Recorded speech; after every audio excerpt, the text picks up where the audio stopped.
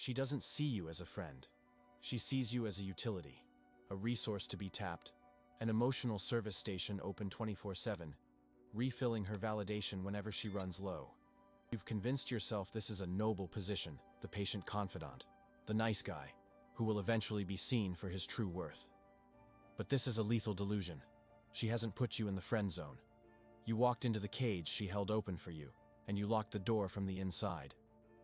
She isn't ignoring your romantic signals. She is profiting from your emotional investment without ever intending to reciprocate. You are a predictable asset in her portfolio, and predictable assets are never valued. They are merely used. Think back to last Tuesday night. The text message arrived just after midnight. A crisis. A fight with the man she is actually sleeping with.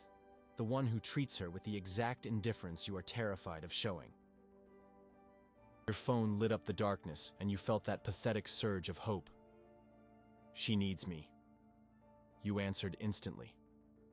For the next hour, you were her strategist, her counselor, her emotional janitor, cleaning up a mess you didn't make. You offered perfectly logical advice she would never take. You soothed her ego. You told her she deserved better, secretly screaming that better was you. And when the call ended, what did you receive for your service? Thanks. You're the best. I feel so much better now. Good night. You were dismissed. A tool put back in the box once its function was served. You laid in bed, mind racing, replaying the conversation, clinging to the illusion of intimacy, while she was already texting him, re-engaging in the drama you had just helped her navigate. You weren't a player in her game. You were a temporary power-up she used to get to the next level. Human nature dictates a brutal, unchangeable law. We do not desire what is freely and endlessly given. We hunt what is scarce, what is a challenge, what has the power to deny us. Your constant availability has made you worthless in the only currency that matters in attraction, perceived value. You have been playing a game you didn't even know existed, and for months you have been losing. Badly. Every favor you did, every late-night call you answered, every time you put her needs before your own, you weren't earning points. You were surrendering territory. You weren't building a connection. You were digging your own grave. But what if I told you that her indifference is not a final verdict? What if it's a key? A key to a lock you never knew you held. A key that, when turned, doesn't just open a door, but shatters the entire foundation of her power over you. The system of her control is built on one single pillar, your predictability, and we are about to demolish it. Before we dismantle her psychological framework and construct your fortress of emotional dominance, you must make a choice. The information in this video is not for observers, it is for soldiers. If you are ready to go to war for your own self-respect, then subscribe to Psychological Dominion now and activate all notifications. This is not a channel, it is an armory for your mind. Like this video to signal that you are done being a pawn and are ready to become a king. In the comments, I demand to know two things. First, from what city, what state, what country are you watching this from? Let us see the global map of men reclaiming their power. Second, tell me about the moment of absolute powerlessness that brought you here. That one memory that burns. Let the comments section be a testament to the empires we are about to build from the ashes of your past self. Let's begin with a cold, hard audit of your operational failure. The situation you are in was not an accident. It was not a matter of bad luck or circumstance. It was a systematic, strategic defeat, executed with precision by an opponent who understood the rules of engagement while you were still trying to figure out if you were even playing a game. You are not a victim of her indifference. You are a casualty of your own naivete. The foundation of your failure is a single, catastrophic miscalculation. You believed the currency of attraction was niceness, accommodation, and endless support. You thought you were building a bridge, when in fact you were digging a trench you now find yourself trapped in, with her standing on the other side, looking down at you not with malice, but with the benign neglect one reserves for a predictable, unthreatening part of the landscape. The process of your demotion from a potential partner to a utility object happened in 5 distinct phases of surrender. Each phase was a battle you lost, often without even realizing a battle was being fought. The first phase was emotional concession. It began subtly. It was the moment you canceled your plans because she had a bad day and needed someone to talk to. It was the time you agreed with her opinion, even when it contradicted your own, just to avoid a moment of friction. It was every yes that should have been a no. Each of these concessions seemed insignificant in isolation, a small price to pay for harmony, a minor investment in future affection. But you were not buying goodwill. You were selling territory. In the world of interpersonal dynamics, every interaction you consistently concede your time, your principles for her comfort. You are sending a clear, unmistakable signal. My needs are secondary to yours. My world stops when yours is in turmoil. My boundaries are permeable. She tested. You yielded. She won. Think about the structure of a fortress. Its strength is not in its grandest towers, but in its smallest, most defensible walls. Your personal sovereignty is your fortress. Your no is the primary wall. The moment you began to trade your no for a fleeting smile or a temporary moment of her attention, you began to dismantle your own defenses from the inside. She would text, "Hey, can you help me with this project? I know it's last minute." Your own work, your own rest, your own priorities were immediately jettisoned. You rationalized it as being helpful, as being the good guy she could rely on. What you failed to understand is that reliability without scarcity is not an asset. It is a commodity. And commodities are used, not desired. She learned very quickly that your resources were available on demand, without cost or challenge. You became her emotional and logistical overdraft protection, an account she could draw from at will, knowing it would never be overdrawn and would never charge interest. This is the bedrock of your predicament. You taught her how to treat you. You gave her the user manual for your own exploitation. The second phase, which follows directly from the first, was the loss of frame control. A frame is the lens through which reality is interpreted in any given interaction. The person who controls the frame controls the interaction. Initially, you may have had your own frame, a man with his own goals, his own mission, his own emotional state. But through 1,000 small concessions, you surrendered it. Her reality became your reality. Her dramas became the central plot of your life. Her emotional state became the barometer for your own. When he was happy, you felt a brief, pathetic flicker of relief. That you were plunged into a state of anxious urgency, scrambling to solve a problem that was not yours to fix. Remember that late-night call we spoke of? That was frame control. Her frame was, "I am in the world that matters right now. Your role is to absorb my chaos and provide stability." Your frame should have been, "It is past midnight. This is my time for rest and recovery." Her crisis is a result of her choices, and while I can offer advice at an appropriate time, I am not her 24-hour emergency service. But you didn't hold your frame. You collapsed into hers instantly. You became a supporting character in her movie, a non-player character whose sole function was to provide a dialogue option that helped the protagonist.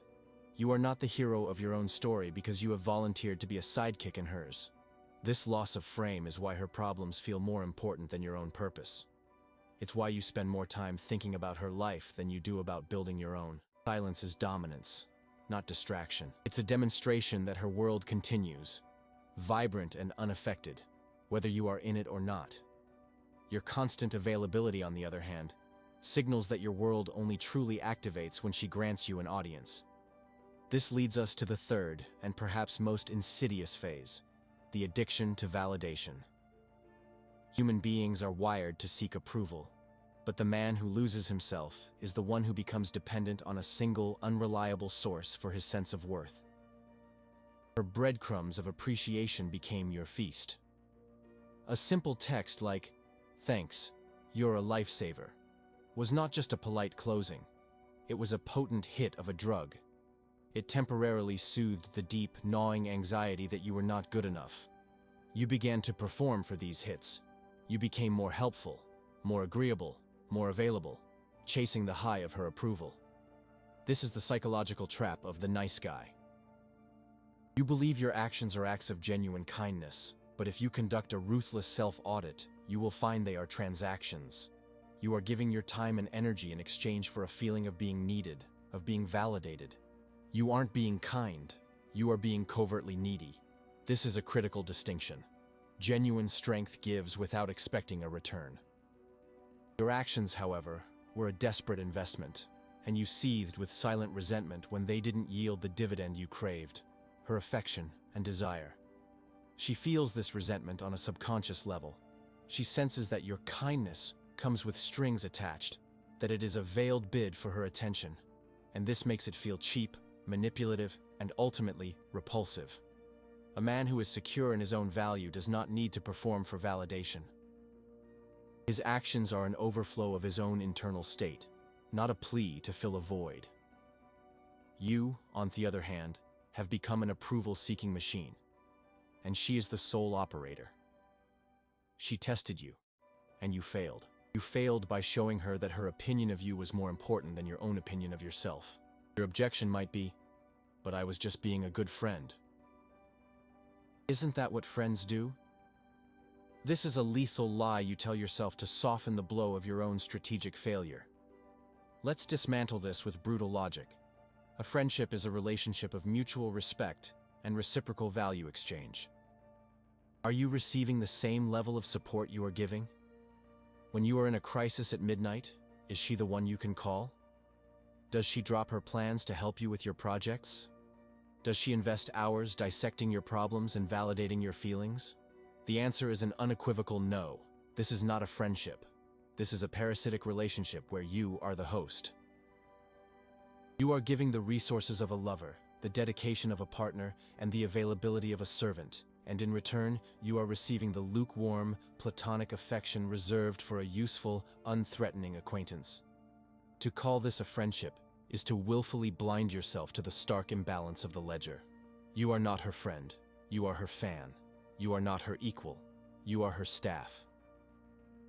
This downward spiral accelerates into the fourth phase: total affective dependency. At this stage, your internal emotional state is no longer your own. It is a direct reflection of her behavior toward you.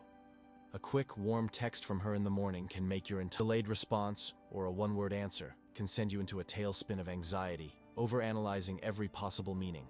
You have outsourced your emotional well-being to a person who has no vested interest in maintaining it. You have given her the remote control to your own nervous system, and she isn't even aware she's holding it. This dependency manifests in your behavior. You check your phone compulsively.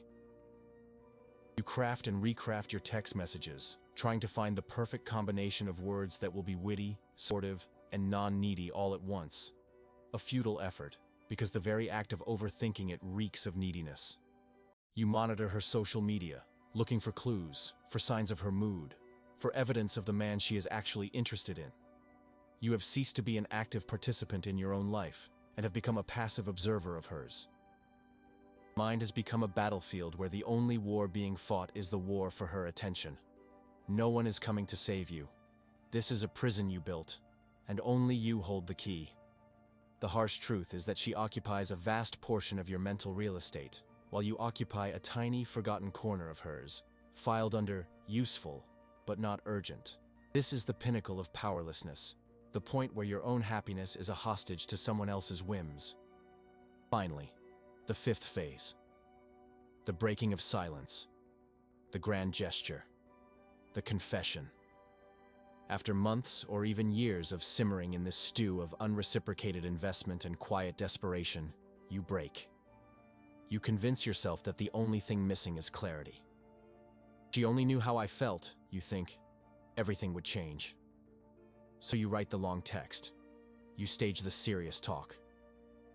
You lay your heart at her feet, detailing every feeling, every hope, everything you've done for her, believing this vulnerable display of emotion will finally make her see your true worth. This is the single most catastrophic tactical error a man in your position can make. You are not revealing a hidden strength. You are exposing a fatal weakness. You are not making a bold move from a position of power. You are making a desperate plea from the bottom of a well. Think of it from her perspective. This man, who has been endlessly available, who has demonstrated no boundaries, who has made her the center of his universe, is now confirming what she has suspected all along. That all his kindness was not a gift, but a down payment. It feels like a bait and switch. It induces a feeling of pressure and, frankly, disgust. Attraction cannot be negotiated. It cannot be earned through service. It is the spontaneous byproduct of perceived value, mystery, and strength. Your confession does the opposite. It destroys all mystery, confirms your lack of other options, and frames you as a subordinate, asking for a promotion he has not earned. When you apologized for your feelings, or for making things awkward, you signed your surrender. Her inevitable, gentle rejection, "You're such a great guy, but I just don't see you that way," is not a reflection on you as a person. It is the logical, biological response to a low-value, high-pressure proposition. You did not get friend-zoned. You revealed yourself to be a utility who wanted to be upgraded, and the request was denied. Before we proceed to the strategic reversal, to the demolition of this weak self, and the construction of the man who can never be placed in this position again, you must internalize this diagnosis. You must accept that your current strategy has a 100% failure rate. You are tired of being an emotional janitor, a resource to be exploited, a predictable tool in her toolbox. Then your transformation must begin now. Not about learning tricks. It is about forging a new identity. Subscribe to Psychological Dominion immediately and activate all notifications, because every video is a weapon for your arsenal. Like this video as a declaration of war on the man you used to be. And in the comments, I want you to answer this with complete honesty. What was the one nice thing you did, the one favor, the one late-night call you answered, that you now recognize was a complete and utter act of self-betrayal? Let the world see the moments of weakness that we are about to turn into monuments of strength. Let's address the objections that are already forming in your mind, the last defenses of your weakened ego. What if she's different? What if she's not manipulative and just needs a friend? This is the hope-fueled delusion of every man in your position. It doesn't matter if her intent is malicious or benign. The outcome is the same. A lion does not maliciously kill a gazelle. It does so because it is a lion, and the gazelle is a gazelle. She is not dominating you because she is evil, dominating you because you are acting like prey. You have signaled through your behavior that you are a source of infinite supply and zero demand. Her nature, and human nature itself, dictates that she will take what is freely offered and desire what is scarce and challenging. Her personal character is irrelevant. The dynamic is the only thing that matters. Another objection. If I stop being available, won't I lose her completely? This question comes from a place of fear and scarcity. You are terrified of losing something you don't even have. You do not have her respect. You do not have her attraction. You have, at best, her conditional and convenient appreciation. You are clinging to scraps from the table, afraid that if you walk away, you will starve. What you don't realize is that by walking away, you force her to notice you are gone. You create a vacuum. The silence you are so afraid of is your most powerful weapon. It is in that silence that she will, for the first time, have to confront your absence. Your constant presence has made you invisible. Only your absence can make you seen. Losing her conditional utility is the necessary price for a chance at gaining her genuine respect. If she disappears from your life completely the moment you stop being useful, then she has given you the most valuable gift of all, the undeniable truth of your position. She has confirmed she was never your friend, and you are now free to invest your energy elsewhere. The fall is not a loud, dramatic event. It doesn't happen in a single fiery confrontation. It happens in the silence.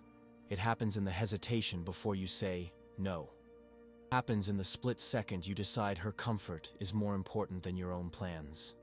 It happens in the sim you utter not out of desire, but out of fear of her disapproval.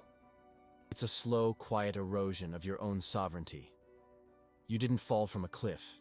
You slowly walked down a gentle slope into a valley, never realizing that with each step, the walls were getting higher and the climb back was getting steeper. You convinced yourself this was a path of patience, of strategic waiting. You told yourself that your worth would eventually be recognized. But respect is never given to those who wait. It is taken by those who command it. Your constant availability, your emotional servitude, your desperate need for her validation, these are not the actions of a king or even a player in the game. They are the defining characteristics of a pawn, and the purpose of a pawn is to be sacrificed. Your old self must be sacrificed for the new man to emerge. The diagnosis is complete. The failure has been analyzed. The war for your self-respect begins now. There is no going back for the weak. There is only the construction of the new. The man you were, the one who answered every call, who served as an emotional utility, must be executed. This is not a process of recovery. It is an act of demolition and reconstruction. You will not repair the old foundation. You will salt the earth where it stood and build a fortress on a new site. This is a tactical operation, not an emotional journey. Your feelings are irrelevant. Your mission is the only thing that matters. The first command is absolute: cut the excess. The second is your new doctrine: install the silence. The third is your permanent state of being: control the reaction. This operation unfolds in 3 phases. They are not suggestions. Phase 1 is the vanishing act. This begins immediately, not tomorrow, not after you send one last text to explain. Now, you will cease all proactive communication. You will not initiate a text, a call, or a reaction to her social media. You are to become a ghost. This is not the weak, emotional act of ghosting born from fear of confrontation. This is a strategic withdrawal of resources. For months, you have been her primary supplier of validation, emotional regulation, and attention. You are now cutting off her supply line, cold. The immediate effect of this will be a shock to her system. In the first few days, she may not even notice. This should fuel your resolve.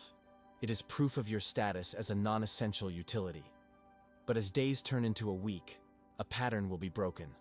The predictable source of energy she tapped into is gone. She will reach for her phone to complain about her day, to get a quick ego boost, and you will not be there. This creates what is known as a narrative vacuum. In her mind, you exist as a predictable character with a fixed role. Your sudden, unexplained absence shatters that narrative. The human mind abhors a vacuum. It will desperately try to fill it. Her first thoughts will be mundane. He must be busy. But as your silence persists, her thoughts will be forced to evolve. Is he mad at me? Did I do something? Is he talking to someone else? Notice the shift. For the first time, her thoughts are centered on you and your motivations, not the other way around. You are no longer reacting to her world. She is being forced to react to your absence. During this phase, you will redirect every ounce of energy you once poured into her back into yourself. Every minute you would have spent analyzing her texts, you will spend in the gym, pushing your body past its limits. Every hour you would have wasted on a late-night call, you will invest in your work, your business, your mission. You must become ruthlessly focused on upgrading your own hierarchy: physical, financial, and social. You are not getting over her. You are building a man so formidable that she becomes an irrelevant footnote in your own story. Be the absence that carries weight, not the presence that begs. Phase 2 is building the wall. After a period of sustained silence, weeks, not days, she will inevitably reach out. The supply line has been cut, and withdrawal is setting in. Her outreach will be a test. It will almost always be disguised as a low-effort, casual probe, or more likely, a request for a favor. "Hey, stranger, how have you been?" Or, "Hey, I know this is random, but could you help me with something really quick?" This is the critical moment. This is the battle that will determine the outcome of the war. Your old self, the approval-seeking machine, would have jumped at this chance, seeing it as an opening. The new man, the strategist, recognizes it for what it is, a test of your new frame. Your response must be calm, detached, and final. You must say no. It is not a mean no. It is not an angry no. It is an indifferent no. If she asks for a favor, your response is, "Sorry, I'm swamped with a project, can't help." No further explanation. No offer to help later. You are communicating a new reality. My time and resources are dedicated to my mission, and you no longer have automatic access to them. This act of setting a firm boundary is a psychological earthquake. It shatters her perception of you as a compliant utility. For the first time, she is confronted with a man who has a sovereign world. a world in which she is not the center. A man whose no is not a negotiation tactic, but a statement of fact. This is where you internalize a core principle of power. A man who wants to be loved will be discarded. A man who imposes his presence will be feared. Your no is the imposition of your new presence, a presence defined by your own priorities, not by her needs. She will be confused. She may even get angry, accusing you of changing. Your response to this is silence. You do not justify your boundaries. You simply enforce them. Her emotional reaction is her problem to manage, not your responsibility to soothe. This is the point of no return. You are either the man who holds the frame or the man who collapses back into hers. There is no middle ground. This is your war for independence, and every interaction is a battle. If you are ready to build the walls of your own empire and defend them at all costs, then you must commit to the doctrine. Subscribe to Psychological Dominion, for this is your new military academy. Activate all notifications to ensure you receive every strategic briefing. Like this video to signal your enlistment in this war. And in the comments, I want you to declare your independence. What is the one resource, your time, your money, your emotional energy, that you have given away freely and will now defend with lethal force? Let the comments section be the signing of your own declaration of sovereignty. Phase 3 is forging the unshakable man. This is the final and permanent state. Phases 1 and 2 were tactical maneuvers designed to break the existing dynamic. Phase 3 is about embodying a new identity where such a dynamic can never take root again. This is achieved when your sense of self-worth is generated entirely from within, completely disconnected from her validation or anyone else's. You are no longer faking indifference. You have achieved genuine detachment. Your confidence comes not from her attention, but from your accomplishments, your discipline, and your unwavering commitment to your own mission. You will find that your life has become more focused, more productive, and more fulfilling, without the constant distraction of seeking her approval. You have built a kingdom, and you are its sole ruler. At this stage, any interaction you have with her comes from a position of absolute power. You are no longer the supplicant, you are the prize. Your conversations are brief, purposeful, and always on your terms. You are the one who ends the conversation first. You are the one who is busy. Your unpredictability becomes your greatest weapon. Sometimes you might answer a text quickly and warmly. Other times you might leave it unread for days. There is no pattern. The only constant is that you are in control. You have replaced your desperate neediness with a cool, detached. You no longer see her as the solution to your problems, but as a person whose interest you may or may not entertain, depending on your mood and your schedule. The ancient strategists taught that the most formidable fortress is not one with the highest walls, but one whose master has no need for what lies outside them. Your internal state is now that fortress. Her attempts to regain your attention, which will likely come as she senses your complete and total shift in power, will seem like a distant noise outside your walls. You will observe them with analytical curiosity, not emotional desperation. This is the ultimate reversal. You have not reconquered her attention. You have made it irrelevant. Do not reconquer. Replace with a sharper silence. Silence of a man who is so consumed with building his own empire that the games of others are nothing more than a faint echo. She is no longer the objective. Your objective is dominance in every aspect of your own life. Her attraction, should it arise, is merely a byproduct of that dominance, a tribute paid to a king, which he may or may not choose to accept. You did not win her back. You erased the man she rejected and replaced him with a man she can never have, and therefore will always want. This is not about getting the girl. This is about becoming the man who can have any, and needs none. This is the foundation of true power. And so, the circle closes. The man she knew, the predictable utility, the 24-hour emotional service station, is dead and buried. In his place stands an architect of a new reality, a man forged in the fires of discipline and purpose. The silence you implemented was not a tactic. It was the sound of a world being built, a world in which she was not a citizen, not even a tourist, but a distant rumor. The inevitable happened. After weeks of your strategic absence and the cold, hard wall of your no, She felt the shift in the balance of the universe. The gravitational pull of your attention, which had always centered her, was gone, and she began to drift into the cold vacuum you left behind. Her final move was not a request for a favor. It was more insidious, more potent. It was a bid for nostalgia. A text message arrives. It's a picture of something you two once shared, an inside joke, a memory from the time when you were her court jester. The text reads, "Saw this and thought of you. I miss my friend." Read those words again. I miss my friend. This is her final gambit. She is not trying to seduce the man you have become. She is trying to resurrect the man you executed. She is offering you a return to your comfortable prison cell, reminding you of the familiar warmth of your servitude. The old you would have felt a surge of triumph. The drug of validation, offered in its purest form. You would have seen this as the finish line. But you are not the old you. You read the message. You see the photograph. You recognize the manipulation for what it is. A probe sent into a dead system to see if any power can be restored. You feel nothing, not anger, not pride, not even satisfaction. You feel a profound and unshakable indifference. It is the indifference of a mountain to the wind. You put your phone down, face down, on the table. You do not reply. You do not block her number. You do not delete the message. You do nothing. You simply turn your attention back to what truly matters. The report you are writing, the weight you are about to lift, the empire you are building.